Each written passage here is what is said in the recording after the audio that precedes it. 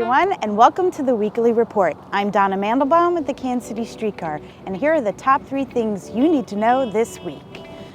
The KC Streetcar welcomed a special delivery this week with over 700 tons of rail delivered from Colorado, and construction on the new line will start in a few months.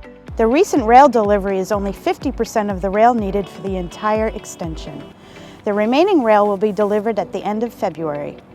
The rail is being staged at 27th and Main Streets, and welding of the first rail delivery will begin at the end of January. Later next month, early work will start on the trolley track trail near the future KC Streetcar stop. This will include moving a portion of the track to make room for the new streetcar stop. For more information about the Main Street extension, visit buildkcstreetcar.com. The Negro Leagues Baseball Museum is excited to announce their new commemorative coin sets are now available from the U.S. Mint. The coin designs embody pride, passion, and perseverance, 3 key elements that epitomize the Negro Leagues players. Proceeds from sales of the coin sets will benefit the Negro Leagues Baseball Museum. The American Jazz Museum is excited to bring a new exhibit featuring a once exclusive experience straight from Disney to KC. The Soul of Jazz is now on display, highlighting how KC is part of the collective American jazz experience, along with New Orleans and New York.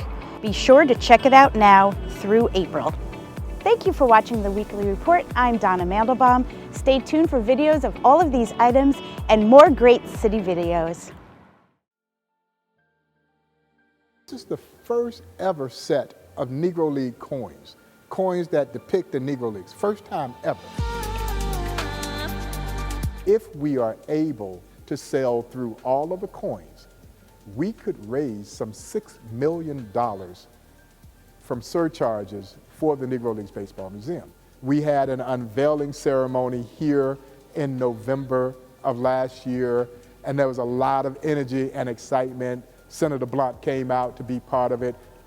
Mayor Lucas came out to be part of the unveiling. Each coin has its own unique design. There are 3 coins that will be minted: gold, silver, and a clad $half-dollar size coin. Only one coin actually carries the likeness of a real Negro Leagues player, and that is Andrew Rube Foster, who founded the Negro Leagues here in a meeting that took place on February 13th, 1920 at the Paseo YMCA, just right around the corner from where the museum operates. Rube Foster led a contingent of 8 independent black baseball team owners into that meeting at the YMCA, and out of that meeting came the birth of the Negro National League, the first successful organized black baseball league. So it seemed only appropriate that the architect, the mastermind of creating this Negro Leagues, would be represented on this coin. We've got a year window to sell all the coins. There will be 50,000 gold coins minted, 400,000 silver dollar coins, and 400,000 $half-dollar coins minted. So we're talking about a total of about 850,000 coins all told. Can we cast a wide enough net to get baseball fans and fans of American history to join in this effort to support the museum by literally buying a piece of history that is only going to grow in value over time?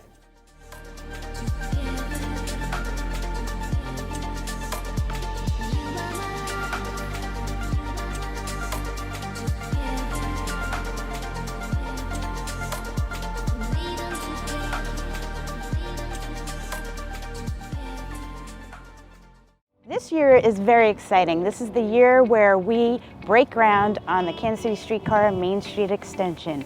In just a few short months, you'll see a groundbreaking for this $350 million project, 3.5-mile route. This is an extension of the downtown streetcar line, which currently ends at Union Station. The Main Street extension will run south on Main Street from Union Station to 51st and Brookside. This project should take about 2 years to construct and will be ready to ride in 2025.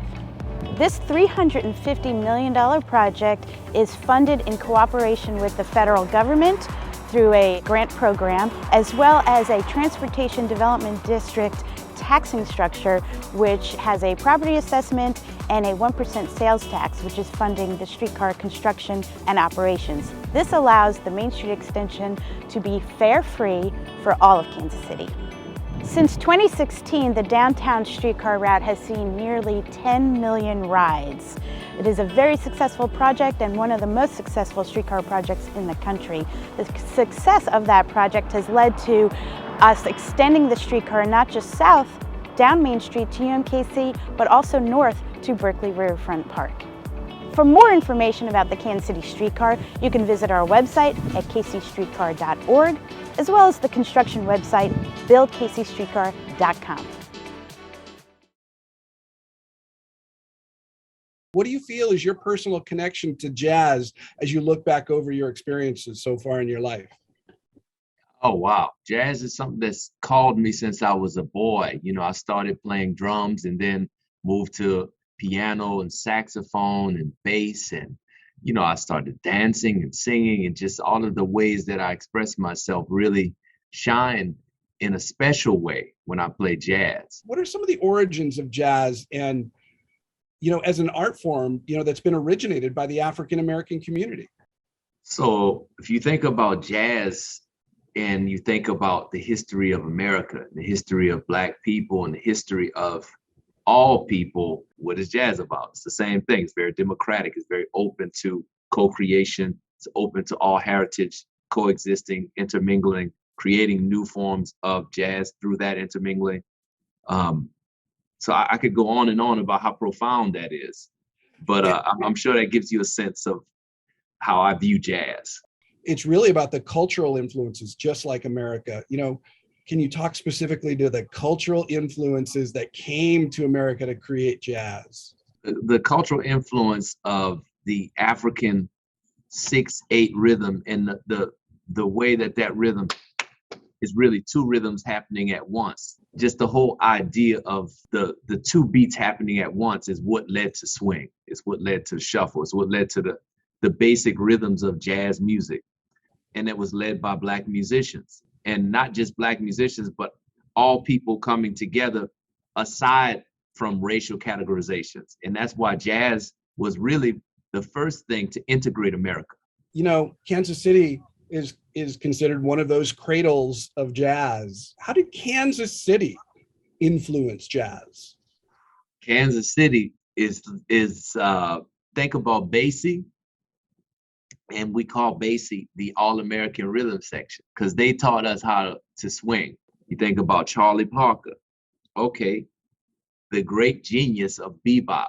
If it was just those two, the rhythm section, Count Basie, and if it was Charlie Parker, the history of the world and the history of art would be forever changed from progeny of Kansas City.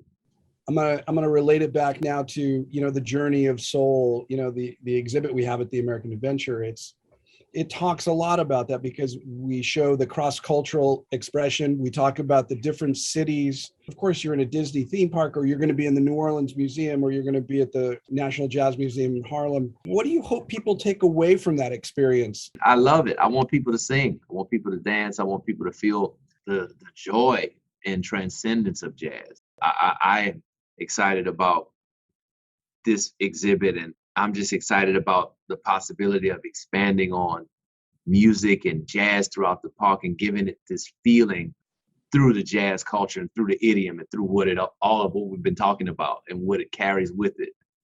Because I think, again, it's parallel to our history. It is our history. It's where we're going. And I encourage everyone to come on out and see The Soul of Jazz, an American Adventure exhibit.